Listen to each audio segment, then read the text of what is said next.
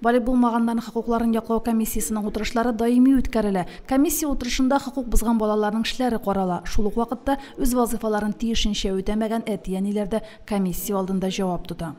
Яңа форматта дип әйтегәндә республика күләм безнең мәктәпнең эчке контролендә тора торган балаларны һәм безнең МОД системасы белән берлектә яңа система, яңа программа буенча эш алып барылачак.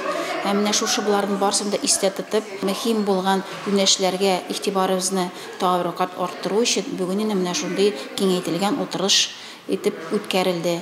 Районда социаль яктан куркыныч 8 гаилә бар, ди социаль яклау бүлеге җитәкчесе Гөлнар Фатхуллина. Әлеге гаиләләрдә 16 бала тәрбияләнә. 8 ай эчендә әлеге гаиләләрдән 9 сигнал кергән. Нәтиҗәдә 4 гаилә исәпкә куелган.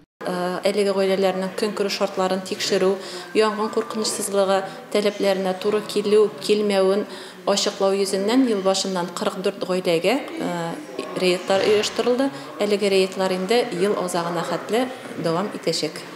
Җәйге каникулларда комиссия беренче чиратта авыр гаиләләрдә тәрбияләнүче балаларны лагерьга урнаштырырга тырыша. Гомумән алганда быел Урман иле лагерында 220 бала ял иткән, 120 бала хезмәт һәм ял лагерьларына йөргән. Шифа лагерында 50 бала ял иткән. 656 балага төрле юнәлештәге лагерьларда ялны оештыра алдык.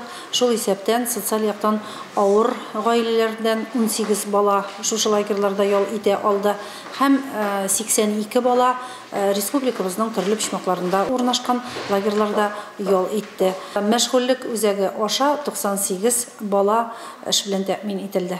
Балаларның дәрестән тыш вакытларында файдалы, күңелле, модер итеп үткәрү өчен безнең бөтен мөмкинлекләр бар.